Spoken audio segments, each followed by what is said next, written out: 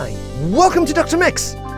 This is the third episode of our physical modeling deep dive. Last time we have learned about the complex theory of physical modeling with Professor Julius Smith.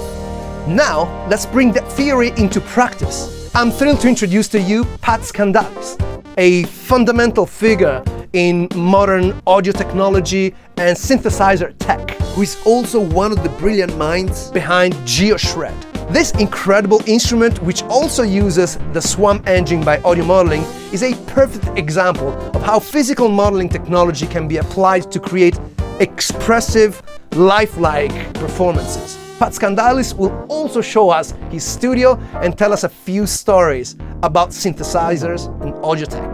Let's roll it. Hi, Claudio. Hi, Pat.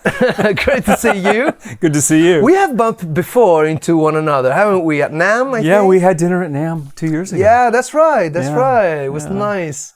And of course, you know, here I have a special love for the VL-1 because it's a synth that I owned a long time ago. Today, you know, it's a little bit of a incredible feeling being here in front of you, talking about physical modeling and talking about signal processing. And you as a Stanford researcher, which is your first avenue at Stanford. Yeah, first avenue at Stanford, but when I was studying physics, I did simulations of strings and membranes, 1981, 82. Computer graphics simulations. It never occurred to me that you could make a sound file out of it. Yeah. And it wasn't until I met Julius that I realized that you could actually use it to make sounds. And it was D'Alembert's solution, the same technology, the same solution for the partial differential equations that we use today. Fantastic. Yeah. And that happened at Kerma. No, I went to a university called Cal Poly, where I was a physics student. I took a quantum mechanics class, and I was very interested in quantum mechanics, and it was around the same time that I was playing in bands, and I realized that there was a very close parallel between the math of quantum mechanics and the math of acoustics. And at that time, I couldn't really find any books on acoustics or digital signal processing, but I realized that there was this parallel, and so I went off on my own thing. Well, I'm going to simulate strings just using kind of what I know, and using a computer graphics terminal, and using a mainframe computer and a deck of computer cards to make a program to simulate strings. Because you're a musician yourself, aren't you? Yeah, I was a musician all throughout college. That's partially how I paid for college. And there was a accordion player at my university that I played in a band with. He was this very eccentric accordion player, and it was Weird Al, who was very no way! And so I was the very first Weird Al guitar player. I was in a band with him in college. And I kept doing music until 1982, when I realized that if I kept doing music, I wouldn't finish my degree. Yeah. And so I stopped, and I just focused on my degree. So going back to Stanford, you met, obviously, Professor Smith, and you participated to Sondius, which was a program, correct? Yeah, Sondius was a program to create commercial realizations of physical models. And it was intended to create the whole General MIDI set. And we built an editor called Synth Builder, and we used DSPs. We built a big DSP farm called Frankenstein. And we built about 70% of the General MIDI set using only physical modeling. And there are examples which people can find, which are complete ensembles, no samples, 1997, all physical modeling. That technology was spun out of Stanford into a company called Staccato Systems, and the intention was... Staccato, of course. You're right, yeah, the intention was to commercialize that. And Staccato in the end became the wavetable synthesizer for web browsers between 2000 and 2003. And the physical modeling technology just kind of sat idle. It was eventually transferred to Analog Devices, the maker of the Shark DSP, and they never did anything with it. And so about 8 years ago, our current company, MoForte, got that technology back. And the current company, MoForte, is re-commercializing all the work that was done in the late 90s, early 2000s by Staccato. And quite honestly, in parallel, the audio modeling team was doing very similar things to what we're doing. And we were both kind of working in parallel. We were working on pluck strings, the guitar. They were working on woodwinds. And even coincidentally, our corporate motto is mobile audio modeling. And we didn't know about them. And I don't know that they knew about us. And then about 5 years ago, we met them. and they're a partner. We resell their products in our product. So we're very much going down the same path, but in different directions. Most of their customers are in Europe. Most of our customers are in India and China. I can't wait to dig deeper into it because, of course, I love physical modeling, and I've been, I owned a VL-1, sold it because I was poor, and then, and then musicians, and then I bought it again. So I want to dig into it, but also I want to, just for context, we're talking about being in California. We are right here in Palo Alto, and it's right where the red hot bleeding edge of technology happens.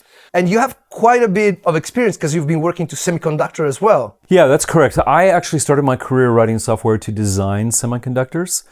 And, I worked at National Semiconductor, Apple Computer's Sun, and then later Ariel, which was a company making a physical modeling chip.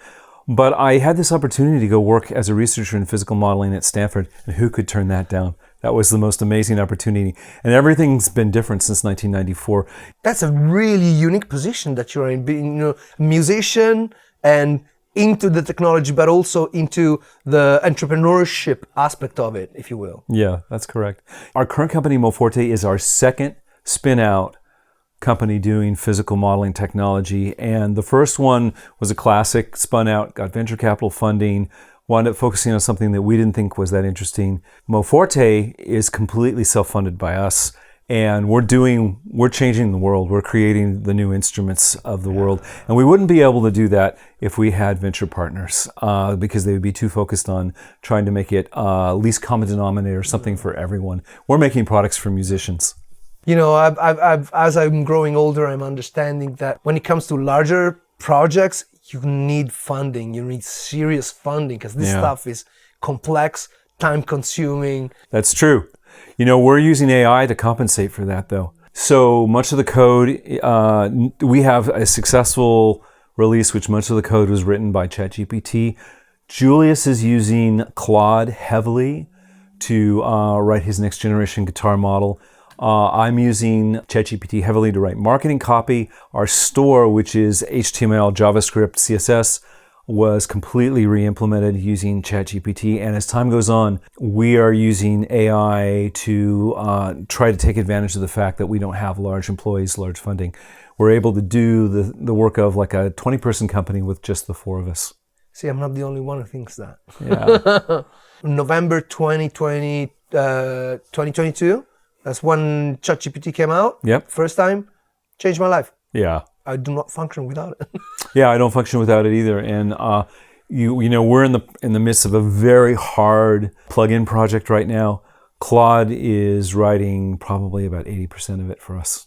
I mean, of course, you can do it because you know how to code. Because if it is, but maybe for now. Maybe. But I'll tell you, so the first store that we have for selling our products, we have 33 different products.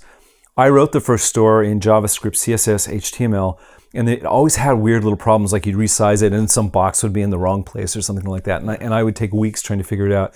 The second store, I spent 8 hours writing a description of it. ChatGPT wrote it. I actually don't know how it works. Yeah. But it's right and it works, and that's what I know. We didn't really invent it. We are like growing them. It's like we invented the seed. Yeah. But from then on, it spawns into something that's way beyond our comprehension. Yeah. And the stuff that Jordan and Lancelot are doing with AI is, for music, is really the tip of the iceberg. I've been thinking a lot about the fact that in MIDI 2, we have a new spec for notating MIDI files with orchestral articulations. All kinds of detail, hundreds of little articulations. So you'll be able to eventually create a MIDI 2 score of Isaac Perlman playing the Bach cello, and all the articulations. The articulations will be there. And when we get his whole corpus digitized with all the articulations, we'll be able to say, AI, I'd like you to take a generic note on, note off score and make it sound like Isaac Perlman. And that's not far away. That's probably within the next 5 years. Wow. So it really is going to be amazing, the things that we see with AI. And I know people are, predicting doom and gloom. The robots are going to kill the humans, that kind of thing. But you know what? It's just a tool. It's just yet another calculator. Yeah, I embrace that. Yeah. Like we're musicians, man. We need to get to the next gig in order to make it. And, when the mobile phone came around, that became our stage. Yeah. And now that AI is coming around, that's going to be our promoter. Yeah. So if you combine physical models with AI models that know how to perform and articulate the models, this isn't like Udio where it just makes an audio file. You're actually creating a performance. What you're allowing musicians to do is you're not taking. You may think that you're taking away their job, but what you're really allowing is musicians to move up to being orchestrators, arrangers, to do things that normally they would have to spend a lifetime doing. So they're getting to move up and take the musical ideas that they hear in their head and presenting it as a piece of music. And so I see it as enabling technology. Yeah. It's just software. I mean, it's just a natural evolution of software, from machine language. I mean, I had a Commodore 64. I remember trying to write an assembler. It was, it's like as far remoted from human communication as possible. But now you can just run a piece of AI natively and you don't even have to worry about it, basically. Yeah. Isn't it? The AIs are not there yet, but they can do lots of powerful things for us. Like there is an AI called Synth GPT that you can describe a sound. I want a virtual analog sound with a piano built into it. And it can kind of create that, but it's just creating a waveform. Yeah. It's not compelling. I think the human part is to think of the composition, the musical idea. And we're just enabling musicians with AI in the future. We'll be enabling them to realize their musical ideas at a much higher level than they can today. 100%. Yeah. I mean, I think that, I don't know why we've taken this off, but it's interesting because this is the most interesting thing that we can talk about when it comes to technology. Yeah. Because it's happening. So it's worth a chat. So I see it as, at the end of the day, I am the musician. I am the person who decides to turn on a bunch of electronic gear and expressing myself. Yeah. I decide to do that as opposed to go out and play basketball or something like that. So the minute that I take the decision, I immediately change the sound in that room. If I am a DJ, I am completely changing the sound in that room, right? So the fact that you're doing it, then it means that you are making music happen. Now, the tools that you use, hey, it's 2025, you have a vast choice. Yeah. Now, whether this is going to make music more interesting or not, I think people are going to badmouth AI music or AI tools until somebody comes out with some piece of artwork which is absolutely stunning, brilliant. Yeah. And from then on, people say, wow, you can do art of this kind with AI. And that's going to be the inflection point until somebody comes with a great piece of art and say, okay, like Andy Warhol kind of stuff. Yeah. It's like, it's not a Brillo picture, it's actually a new concept. I think that with AI tools, we're still going to have Box, a person who understands how to emotionally connect with people with musical ideas. We're still going to have Ligeti's, who knows how to create these amazing textures that connects emotionally with people. They're just going to be more able to do that. We're enabling them to do that. All right, so now that we've gone to the future of the future, let's go to the past of the past. Okay. Tell me about your VL-1. How did you acquire it? Is there a special story about it? When we wrapped up, I said I really would like to have a VL-1 because it really was the pinnacle of what we were doing. It was a commercial product. And, everything we were doing was to try to get to commercial products. So I actually bought it off of a predecessor to eBay. You should know that there is a community of VL-1 users and VL-7EM users who are devoted to this machine. There's a guy, Manny Fernandez. Hi, Manny. Manny is keeping the energy going around the VL synthesizers. And, the only way you get one of these today, Yamaha doesn't make them anymore. You have to buy them off of eBay or something like eBay. And you should know that there was the first instrument, the VL-1. There was the VL-7EM, which were the modules. Then there was a card that could plug into the Yamaha version of the sound canvas, so you could do it on a little card. Oh, the sound canvas, yeah. Well, there was the Yamaha equivalent, and then there was a software version of the VL-1. It was called Sondius XG. So they completely took it down the path of reducing it to a piece of software, but then they stopped working with it, and I really don't know the reason why. I think probably because physical models were very hard to calibrate.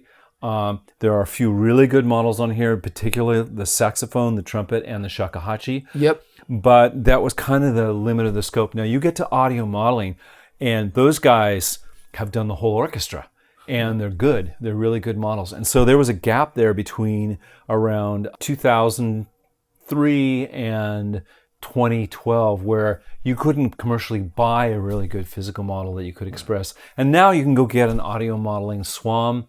You can get a cello that's to die for. You can get a saxophone that growls when you overblow it.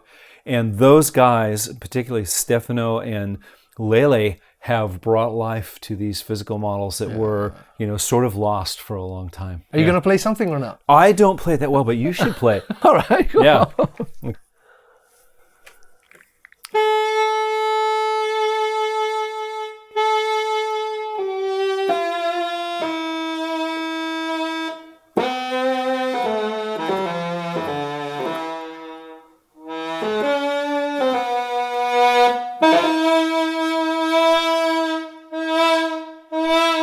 Yeah.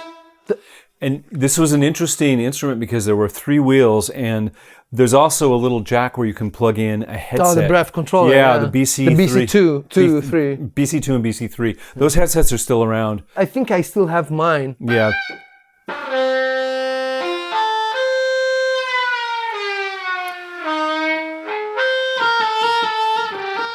You gotta do that. You should see if you can find the shakuhachi. Oh, yeah. There we go.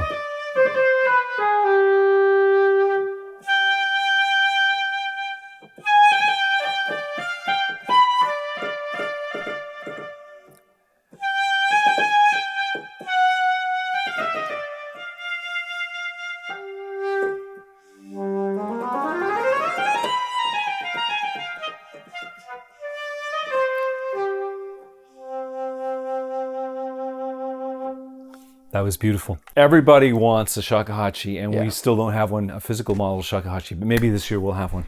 Which, interestingly, gets us to the next point that I wanted to talk about. GeoShred. For the few of you who don't know, MoForte and Jordan Rudess have been working on this project for quite some time, and it's a pretty shockingly incredible instrument. Have you got it on an iPad somewhere? Yeah, I can bring it over for you. Yeah. Let's get it. Okay, so this is the guitar model. It is a descendant of the model that we did at Stanford 30 years ago, and it's a feedback distortion guitar, but there's lots of different types of guitars in here. So I'll just go ahead and play it.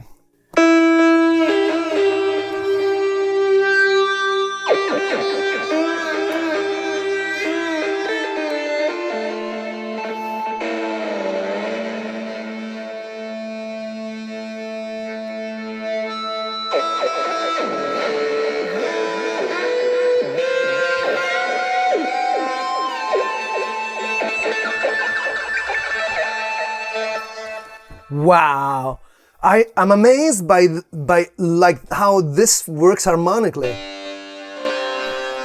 Thank you.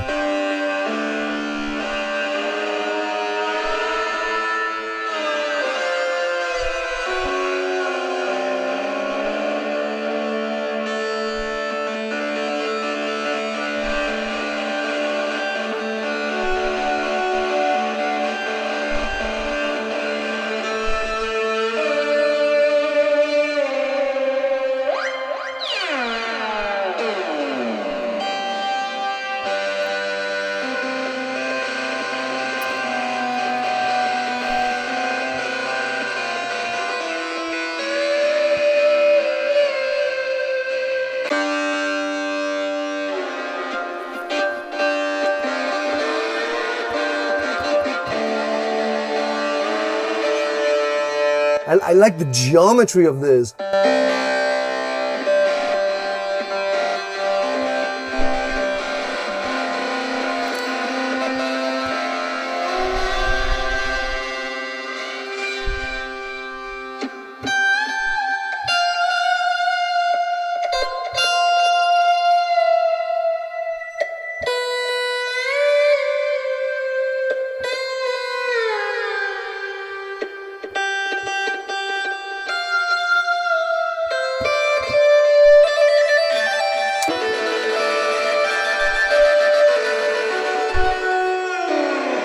Yeah, it does legato really well. Crazy.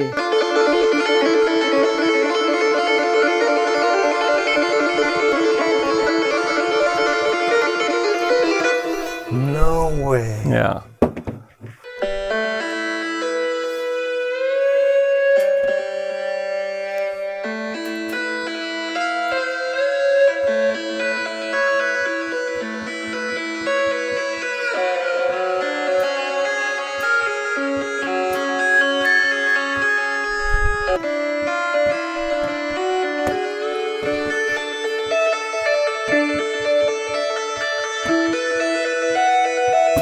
This is crazy. Yeah, it's pretty amazing. It's like you go like, what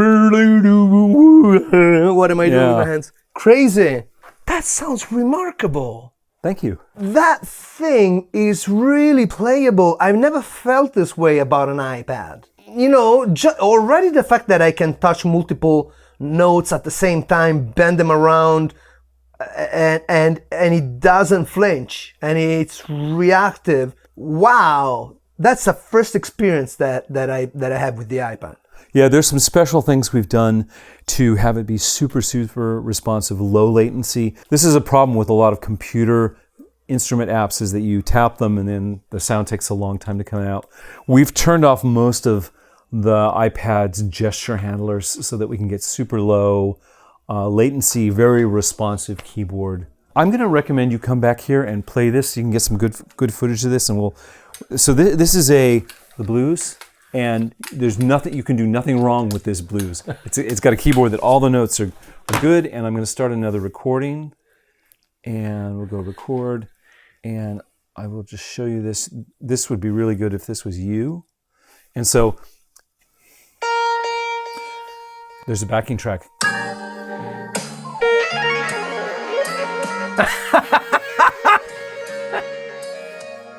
No way!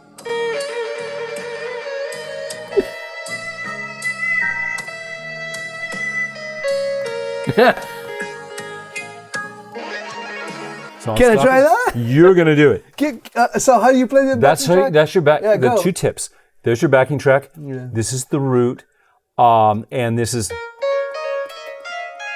You recognize that as the blues scale, and you should just go to town on that. So this is Nothing Can Be Wrong blues.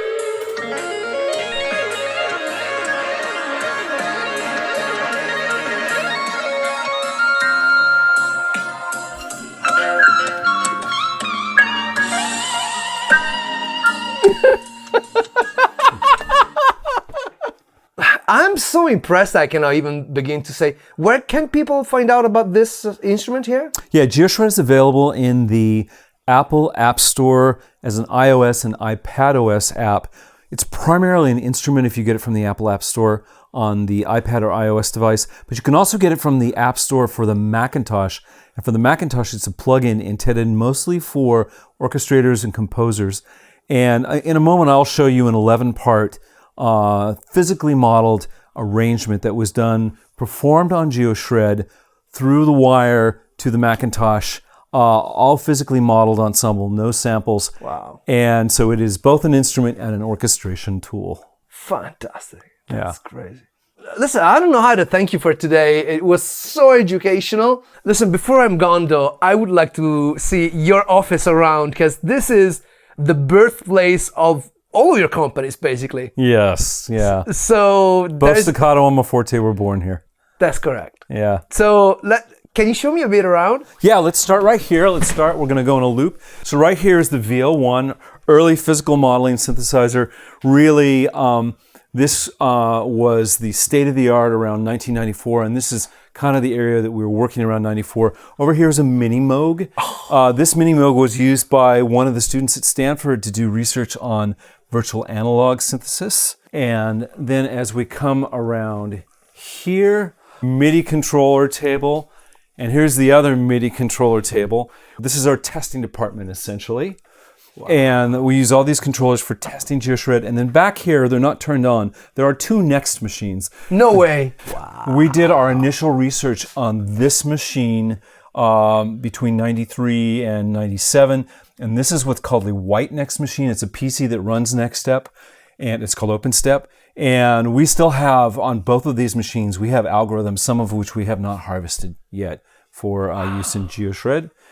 And then as we come over here, we're in the customer support area. And I'm going to show you one thing here. There we go. This is GeoShred running on a Macintosh, on a MacBook. No way. And there's 11 instances of GeoShred here. And this is a full-blown orchestration that was done.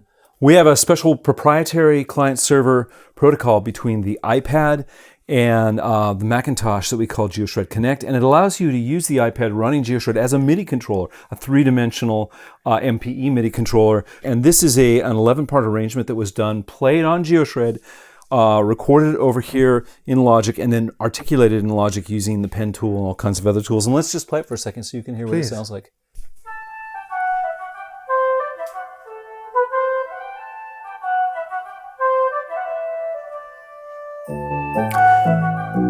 So this is a mixture of GeoSwam models. The flute is a GeoSwam flute, it's a GeoSwam bass. And then there's a couple other, our guitar model is going to be the harpsichord, which you'll hear in just a moment. And there's a couple of our other models in here too. 11 parts. A bit Lydian. Pardon me? A bit Lydian. Yeah, it is. Yeah. So that harpsichord is really the dobro guitar, sort of modified to sound like a harpsichord. And I'm going to pause it right now. Swam brass.